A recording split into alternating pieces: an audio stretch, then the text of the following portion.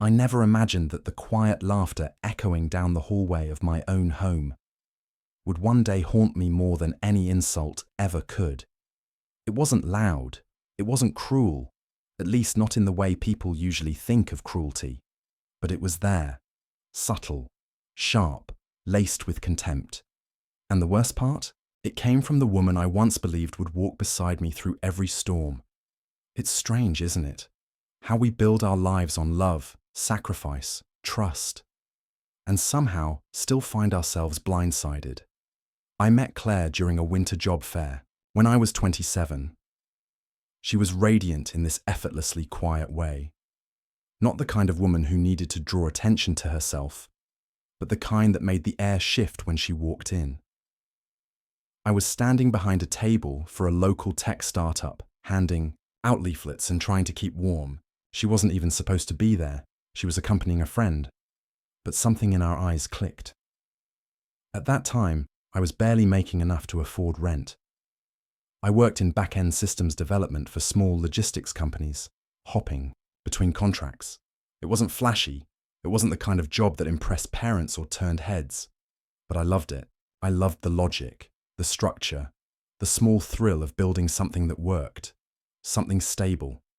Claire, on the other hand, worked in fashion merchandising. She had dreams, big ones. She wanted to launch her own boutique, travel to Paris, be featured in Vogue someday. I admired that about her. Where I found comfort in code and routine, she thrived in chaos and creativity. In a way, we balanced each other. Or, I thought we did. We married 2 years later. It was a small ceremony, just close friends and family. I remember looking at her as she walked down the aisle thinking, this is it. I made it. This is the life I want. We bought our first home a year later. It was a modest 2-story house just outside the city. I poured every cent I had into that down payment. The bank account was nearly empty when we moved in, but Claire was smiling and twirling in the empty living room. That smile made it all worth it. She had just left her job to pursue her boutique full-time. I was nervous, but supportive. I tightened our budget, picked up freelance contracts on the weekends, stayed up until 2 or 3 a.m. on client calls just to make ends meet. I believed in her. I told her that often. At first, it felt like we were a team. She'd bring swatches to the kitchen table and talk about fabric textures while I debugged back-end errors and listened with one ear. We were tired, but we were trying. Then came the first remark. We were having dinner with friends. Her friends, mostly creatives, designers, influencers. Someone asked me what I did, and I answered as usual, software architecture for logistics, systems. It wasn't glamorous, but it paid our mortgage. Claire laughed, lightly, almost affectionately. He basically plays with trucks and numbers, she said. Everyone chuckled, including me, but something stung. I brushed it off, told myself not to be sensitive. Maybe it was just a joke. But jokes started piling up. At parties, during coffee with her boutique partners, even once during a live stream she did for her followers. My husband's in tech, she said, but not the cool kind. He's not building robots or AI or anything. Just trucks and spreadsheets. Again, the laughter. Again, the sting. But I stayed quiet. Always quiet. You see, I didn't grow up in a loud household. My father taught me that dignity comes from stillness, that reacting too quickly gives away your power. So I kept my silence, watched the woman I built a life for turn me into a harmless caricature for her audience. The boutique started picking up. She began working with local suppliers, opened a pop-up shop, and eventually leased a storefront downtown. I was proud, tired, but proud. I didn't complain when she asked to renovate the guest room into her home office. I moved my workspace to the basement, next to the laundry. I didn't even complain when she started calling the house her space. It just fits my vibe, she'd say, when showing friends around. No mention of the 14-hour days I worked to pay the bills. No mention of the contracts I took on so she could afford her business license, her furniture, her marketing team. One night, I came home after a particularly brutal deadline. I hadn't slept in over 36 hours. As I stepped inside, I heard her on the phone, laughing again, laughing at me. Not the cute, harmless way she used to. This was different, tired, cold. She was talking to someone, maybe a friend, maybe not. She said, "He's fine, boring, stable, good at paying for things. That's his superpower." I didn't walk in. I stood in the hallway and just listened. Her voice floated through the walls of the house I paid for. I looked down at my shoes, wet from the rain, crusted with old mud. I couldn't remember the last time someone thanked me for anything. I didn't sleep that night, and not just because of exhaustion. The next morning, I acted as if nothing happened. Made coffee, kissed her on the cheek, drove to work, came home, paid the bills, same routine. But something had cracked.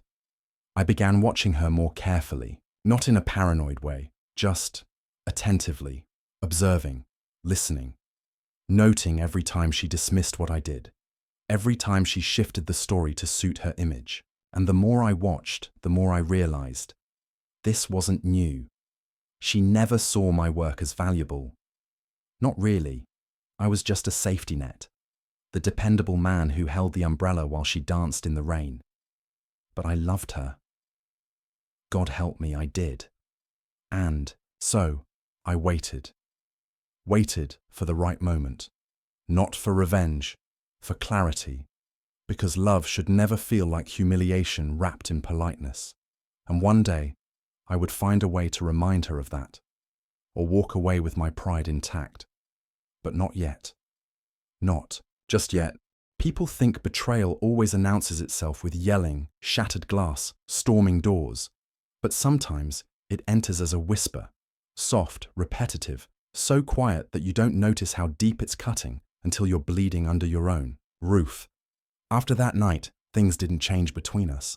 On the surface, Claire was still her radiant self to the outside world, still hosting her boutique events, still curating every corner of the house for her Instagram followers. I was in the background, like the lighting guy at a theatre production, essential, invisible, and I let it happen, not because I didn't care, but because I cared too much. You see, love, real love, sometimes traps you in the idea of someone. I kept hoping the Claire I fell for would resurface, that the snide comments were temporary, that maybe the stress of her business was turning her harsh. I rationalized every word, every action, until I couldn't tell anymore if I was forgiving her or just excusing her. There was a day I remember vividly, a Thursday. She was rushing out for a photo shoot and couldn't find her beige stilettos. She was yelling from room to room like I'd hidden them out of spite. I helped her search, calmly, patiently. We found them behind the couch, where our dog had dragged them. She slipped them on, barely said thank you, and as she walked out, she muttered under her breath, "God, you're always just there, like a houseplant." Quiet, taking up space. She didn't think I heard. But I did. And still, I stayed until something shifted. One afternoon she called me during work hours, something she rarely did unless it was urgent. Her voice trembled. I thought something happened, an accident, a break-in. But no, she was crying because a customer had left a 1-star review. Why don't people understand how hard I work? She sobbed. I've given up everything for this. I was silent for a moment. Everything, I wanted to say. What exactly had she given up? But I didn't ask. Instead, I listened. I comforted. I drove home early with takeout, lit candles, poured wine. That night, she curled into me like we were still 27 and dreaming on a mattress on the floor. For the first time in what felt like years, she looked at me. Not through me. "I'm sorry," she whispered. "I know I've been hard on you. I get overwhelmed." My heart cracked open. And maybe I was foolish, but I believed her. I thought maybe, just maybe, we were going to find our way back. That the layers of resentment could be peeled away, and beneath it all, we'd find that original tenderness. For a while, things were better. She started asking about my day again. We had dinner together without her scrolling through her phone. She even invited me to one of her boutique events, a small launch party for a new line. That night, as she introduced me to her guests, she smiled and said, "This is my husband, Matt. He's the reason I get to do what I love. He's my anchor." It was the first time in months she hadn't made a joke about my job, and I thought, maybe the worst was behind us. But what I didn't realize was this: remorse doesn't always equal change, and sometimes apologies are just pauses between insults. The calm didn't last long. Her boutique hit a slow season, and with it came the storm again. She became distant, irritable. The comments returned, quieter now, more backhanded. "You just don't get it," she said one evening after I suggested a better inventory system for her stock. "You build things for machines, Matt, not for people." I didn't respond, just nodded. The next day, I found a document on her computer, an email she'd drafted but never sent, addressed to a friend. In it, she called me her silent investor. She wrote, "He's useful, but I can't talk to him about anything real. He doesn't understand my world. He never will." That was the moment I stopped believing she could change. But I didn't explode. I didn't confront her. I didn't accuse her of anything. Instead, I began to detach, slowly, deliberately. I started putting away savings she didn't know about. I began logging my hours, tracking how much money I'd funneled into the boutique, the house, the bills. I went over everything with a fine-tooth comb, not because I planned to take revenge, but because I needed to remember, to see clearly again. I started running in the early mornings before work. That was my time to think, to breathe. The fog began to lift. I also began speaking more with my sister, someone I'd kept at arm's length for years because Claire said she was too negative. Turns out, my sister wasn't negative. She was just perceptive and loyal. "Matt," she said one night over coffee, "you've been shrinking. You used to light up when you talked about your work. Now you just apologize for it." That stayed with me, and then came the real turning point. Claire came home one afternoon, visibly shaken. She told me an investor she'd been counting on for a store expansion had pulled out at the last minute. She was panicking, desperate. She turned to me like she always did. And like I always did, I helped. I offered to co-sign a small business, loan with her. I even considered dipping into my retirement savings, just to give her that push. But this time, something felt different. My gut twisted as she smiled and said, "See? This is why I married you." I paused. "What do you mean?" She laughed, breezy, casual. "You're just dependable, safe, like a golden retriever in human form." She meant it as a joke. But that was the moment I knew. She didn't love me. Not really. She loved what I could provide, and I had given her everything. It was the moment I began to prepare. Quietly, not with fury, not with vengeance, but with a clear mind and a steady hand. I wouldn't scream. I wouldn't beg. I would simply show her who I was, not the caricature, not the safety net, the man who built a life, the man she dismissed, and the man she would one day wish she had never mocked. People often assume transformation comes with noise, a declaration, a breaking point, a slammed door. But the truth is, when you're broken enough times, your transformation starts in silence. Like a tree growing roots deep underground. No one sees it happening, but one day it becomes impossible to ignore. After that conversation, after she compared me to a golden retriever, I didn't say anything. I didn't call her out. I didn't ask her what she meant or whether she heard herself. I just nodded, smiled faintly, and went back to washing dishes. But inside, something had changed. Something had shifted. And it wasn't rage. It wasn't heartbreak. It was clarity. For years, I had confused stillness with peace. I thought my patience was strength, that my silence was noble. But it wasn't. It was survival. I had been slowly disappearing in my own home, reducing myself to fit inside a life that no longer saw me. And once I saw that clearly, I couldn't unsee it. So, I stopped trying to prove myself to her. I stopped chasing her approval. I focused on something else instead, myself. I picked up a contract with a new logistics firm overseas, high-paying, challenging, and, best of all, remote. I didn't tell Claire right away. I worked nights and weekends, sometimes sleeping just 4 hours. It was exhausting, but it was mine. For the first time in years, I was building something, for myself, quietly, methodically. My clients were impressed.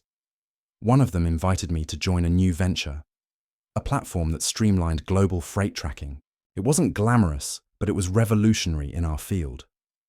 I said yes, invested, became a co-founder. Again, I didn't tell Claire. Why would I? To her, my job had always been background noise. She never asked questions about my work, only about whether I could cover rent early or pay the supplier invoice she'd forgotten about. To her, I was just a stable balance sheet in a husband's body. Meanwhile, she was spiraling again. Her store's foot traffic had dropped. Online orders weren't steady. She blamed the algorithm, then the economy, then her assistant, but never herself. She was tired, anxious, short-tempered, and suddenly she wanted to spend time with me. "I miss us," she said one night, curling up beside me on the couch. I looked at her, not with anger, but with something colder. Detachment. She started cooking again, something she hadn't done in years. She left sticky notes with little hearts on my laptop. One morning, she even brought me breakfast in bed. It would have felt sweet if I hadn't seen the invoice from her new marketing agency the night before. $5,000. She hadn't. I mentioned it. She never did, until she needed my card. And yet, I didn't confront her. I played along. "Of course," I said, handing it over. But while she saw a man giving in, I knew exactly what I was doing. I wanted to see how far she'd go. I wanted to see whether there was any version of her that would stop using me even when she had the chance not to. Spoiler, there wasn't, but I stayed calm. I kept building. The new company was growing rapidly. We secured 2 major contracts. I was flying under the radar, quietly accumulating equity, connections, leverage. I networked, traveled, hosted virtual meetings while she thought I was just tinkering with files. One evening, I returned home from a business trip earlier than expected. Claire was hosting a dinner. Nothing huge, just a few of her boutique friends and a potential investor. The moment I walked in, I saw the way she looked at me, surprised. Not because I was early, but because I was dressed in a tailored suit. Not my usual polo, not the guy who blended in. Her investor friend turned to me and asked, "And what do you do?" Before I could answer, Claire jumped in. "He's in tech, mostly back-end stuff. He's quiet about it." The same line. Again. But this time, the investor wasn't dismissive. He raised an eyebrow and said, "Oh? What kind of back-end?" "So," I told him, briefly, just enough. He nodded slowly, then asked, "Wait, are you the Matthew Tran working on the Z-Line Freight API?" Claire's face dropped. I smiled. "Yes, I am." There was a pause. Then the investor laughed, leaned over, and said, "You're one of the top 10 people in that space. Your system is making waves in Southeast Asia right now." Claire said nothing, not a word. After they left, she didn't ask. Not how I got there. Not when it happened. Not even if it was true. She just looked at me and said, "Why didn't you tell me?" I looked back at her. Calm, steady. "You never asked." And just like that, the power shifted. It was small, barely a crack, but I saw it in her eyes. The realization that she didn't know who I'd become. That while she was laughing at the man she thought she'd outgrown, That man was becoming someone she couldn't understand or control. I wasn't cruel to her, not yet, but I didn't volunteer anything anymore.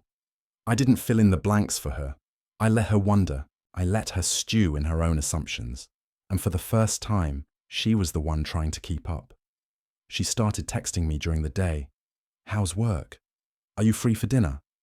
I'd love to hear about that project." But it was too late.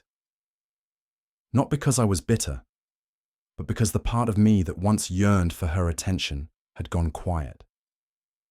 Dead quiet. There was still one thing left, though. One truth she hadn't discovered. One piece of this story I was saving for the right moment. Because you see, love fades quietly. But dignity has a way of roaring back. I started waking up earlier. Not because I had to, but because I could. There was something deeply liberating about sipping coffee at 5 in the morning while the house was still asleep. Knowing that I had finally stopped waiting for her validation. I didn't need her to see me anymore, because I had already seen myself. And when you finally recognize your own worth, everything else stops holding the same weight. Her indifference didn't crush me anymore. Her passive jabs didn't sting. They were background noise, like a distant hum from a broken machine you no longer cared to fix. But I didn't leave. Not yet.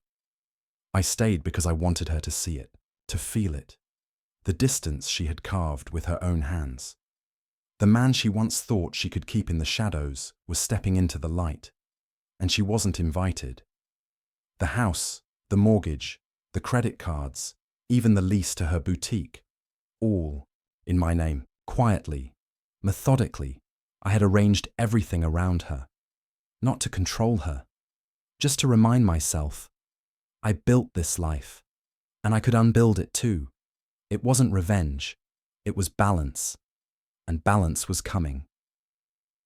One Saturday morning, she walked into the kitchen wearing my old college sweatshirt, the one she used to steal in our early years. She looked softer than usual. Her tone was gentle. "I was thinking," she said, "maybe we should take a trip, just the two of us, like old times." I stirred my coffee slowly. "Where to?" "Somewhere quiet. Maybe a cabin. I don't know. I miss you. I think we got lost for a while. It would have meant something. Once. Maybe even shattered me. But now, all I saw was timing. Because 2 days earlier, she'd received the notice from her marketing agency. They were suspending services due to non-payment. And a week before that, her boutique had failed to meet its sales quota. Again, I nodded. "Sure. Let's talk about it." She smiled, kissed my cheek. And for the next week, she tried harder than she had in years. She cooked, cleaned, laughed at my jokes, slipped her hand into mine while we watched old movies. It was a performance, but I gave her a standing ovation anyway. Let her think she had me back. Because I had planned something too. Not a confrontation, not a fight, a dinner, a small one, private. Just us and a couple of close mutual friends. I told her I wanted to celebrate something. She didn't ask what. She just assumed it was hers. Her boutique's anniversary was coming up, and in her world, all attention inevitably circled back to her. She wore red that night, her favorite. She looked beautiful. She always did. That was never the problem. The problem was, she never saw anything else as beautiful unless it could be photographed and posted. Dinner was warm, intimate. I cooked. I always did. She never cared for the kitchen, unless it was for a flat-lay photo of her morning matcha. Our friends asked how we were. Claire laughed, touched my hand, said, "Stronger than ever." And maybe for a moment, she believed it. That's when I stood up, raised my glass. "I want to thank everyone for being here. This dinner means a lot. It's been a long journey, and tonight marks a turning point." Claire smiled, expecting me to say something about her business. Instead, I looked her in the eye and said, "Claire and I have spent years building something together, and I've realized, sometimes, the best thing you can build is an exit." The table went quiet. Claire laughed nervously. What are you talking about? I pulled out a folder and placed it gently on the table. Inside, documents, statements, a full record of my financial contributions, copies of every loan in my name, every invoice I paid, every dollar she never saw but spent freely. I didn't raise my voice. I didn't shame her. I simply looked at her and said, "You once called me your golden retriever, always loyal, always safe. And you weren't wrong. I was those things. Until I realized you don't love golden retrievers. You just keep them around until they get boring." She stared at the papers, then at me. "This is a joke," she said. I shook my head slowly. "No, it's just clarity." One of our friends stood to leave, uncomfortable. The other sat frozen. Claire's hands trembled. "So what? This is your way of embarrassing me?" "No," I said softly. "This is my way of freeing both of us." Her voice cracked. "You're leaving me?" I didn't answer right away. I wanted her to sit with that question. Let it fill the space where my silence used to be. Then I said, "I already left, Claire, the moment you started laughing at me instead of believing in me." And then I turned to the others, nodded politely, and walked into the hallway, grabbed my coat. She didn't follow. She just sat there, with all the facts laid bare in front of her. For once, there was nothing left for her to edit, crop, or filter. It wasn't the end. Not quite. That would come later. But it was the first domino. Because after all these years, the man she mocked had finally stopped shrinking, and the world around her was about to feel it. She didn't say anything for 2 days. Not a text, not a call, nothing. I moved out that same night, quietly, without ceremony. I had prepared a furnished rental 2 neighborhoods away, a clean, modest place. Nothing luxurious, just quiet, uncluttered, a place that felt like mine.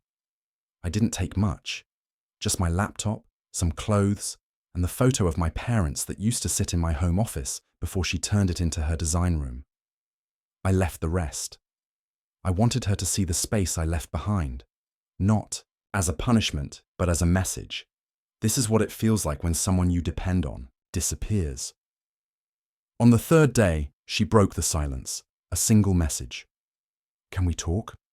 I didn't reply. Not yet, because she wasn't reaching out because she missed me. She missed the version of me who held everything together while she pretended to float above it all. She called next. I let it ring. An hour later, another message. "I think we misunderstood each other. Please, I'm not your enemy." Misunderstood. That word sat with me all evening. What she never realized was that I never misunderstood her. I saw her clearly. It was her who misunderstood me, thinking silence meant weakness, that love meant endless tolerance, that devotion meant invisibility. The next day, she came to my office. I had only recently opened the space with my partners, a sleek co-working loft in the city centre. It still had that new paint smell, full of energy and late-night coffee. She stood there in the reception area, looking small for the first time in years. When she saw me, she smiled. "You look different." I did. I'd started dressing better, speaking slower. I had nothing to prove anymore. I didn't shrink myself to make people comfortable. I led her into the meeting room. She sat across from me, legs crossed tightly. Her perfume smelled like memory. "I was blindsided," she began. "You didn't even tell me you were unhappy." I raised an eyebrow, calm. "Claire, you told people I was like a houseplant, quiet, dependable, taking up space." Her face flushed. "I didn't mean it like that." "No, you meant it exactly, like that." She looked away. I thought we were okay. I thought we were building something together." I smiled gently. "We weren't building. I was building. You were decorating the facade." For the first time, her voice cracked. "I didn't know you felt so worthless, because you never asked. You never listened. You had a version of me in your head, and you never bothered to update it. She looked at the table, tracing invisible lines with her fingertip. I was scared, Matt. My business. It's all I had. No, I said, softer now. It's all you chose to have. There was a pause. I want to fix this, she said. Please, don't walk away yet. It would have shattered me once. But now, I was just tired. I'm not angry, Claire, I said. Not anymore. I just see you now. And I see myself too. And they don't fit together anymore. But we can try again. I can change. I've been thinking about everything you said, and I interrupted her.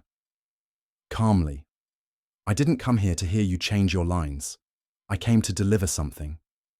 I opened my briefcase and slid an envelope across the table. She stared at it. What is this? Separation terms, I said. Preliminary. No lawyers involved yet, but I want things clean. No drama. Her hands trembled as she opened it. Inside were itemized breakdowns of every major shared asset, accounts, property, boutique documents. My name was on every lease, every form. She looked at me, voice trembling. You're kicking me out of the house. No, I'm giving you a choice, I replied.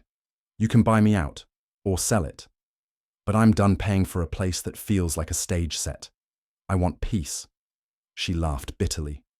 So you get to be the victim and the hero now? I stood, up slowly. No, I said. I get to be the man who finally stood up for himself. And then I left. But that wasn't the end. That night, she called me again, crying. This time, not with anger, not with resistance, but with fear. She said she didn't know how to do any of it without me. The taxes, the logistics, the lease negotiations, everything I'd handled silently for years. She had never even opened the bills, never once checked the business back end I set up for her boutique. Matt, please, she sobbed. I'll lose everything. Don't do this to me. And maybe it sounds cruel, but I felt nothing, because she was finally feeling what I had carried. Every night she laughed at my job. Every time she made me feel small in my own home. Now she felt the weight, and I didn't celebrate that. I didn't dance in her downfall. But I let it happen. Because some lessons only echo in an empty house. And I was no longer the echo. The thing about dignity is, it doesn't arrive with thunder. It waits. It waits until the room is quiet. Until all the masks fall. Until even the ones who once mocked you have no choice but to listen. And then it speaks. By the time Claire called, for the third time that week, I had already decided. I wasn't going to humiliate her. Not publicly. Not with vengeance. Not with the kind of chaos she might have expected. She thought I'd either come crawling back or explode. She never expected silence, and that's what I gave her. But silence doesn't mean weakness. It's just preparation. It was a Thursday afternoon when the real twist began to take shape. My new company had just finalized a major partnership, something that would put our freight tracking platform in every port across Southeast Asia. It was the kind of deal people spend years chasing, but I'd kept it quiet. Private. I had never needed to be seen. I just needed to be ready. Claire, meanwhile, was unraveling. Her boutique was falling behind. The bills I once paid were now stacking on her desk unopened. The landlord of her retail, Space, who had only ever dealt with me, called to inform her that without a co-signer, the renewal wasn't happening. And that's when she showed up again, at my apartment. No makeup, no dramatic entrance, just a woman afraid of drowning. I'm sorry, she said, eyes red, voice hoarse. I know I don't deserve anything from you, but please, Matt, I can't do this alone. I let her in, not because I felt sorry for her, because I needed her to see what she never looked at before. She sat across from me at my dining table, fingers fidgeting with the hem of her sleeve. You don't know how hard it's been, she said. You always made it look easy. No, I said. You just never bothered to ask what it cost me. There was a long silence. She looked at me, really looked, and whispered, "Did you ever stop loving me?" I wanted to lie. I wanted to say I hadn't, but I'd made a promise to myself, sitting in that very chair 1 month earlier. No more lies to protect her feelings. So I said, "I don't know, but I stopped needing your version of love a long time ago." Her eyes filled with tears, and I didn't flinch. "Claire," I continued, "you don't need me to co-sign another lease. You need to figure out who you are when you're not living, off the scaffolding someone else built." "I don't know who that is," she admitted. "Then this is your chance to find out." And then, the twist she never saw coming. I reached into my drawer and pulled out a sealed envelope. Thicker than the one I gave her weeks before, inside were documents that transferred full ownership of the house and boutique space to her. She stared at it, speechless. "I'm giving it all to you," I said. "The house, the store, the accounts, no strings." "What? Why?" "Because I don't want anything tied to you anymore. Not out of spite, out of peace." She shook her head, overwhelmed. "You're just walking away." "Yes. But you worked for all of this. You built it." "I know," I nodded. "And now I'm choosing to walk away. That's the difference between me and the version of me you kept in your head. I stay when it matters, and I leave when it doesn't."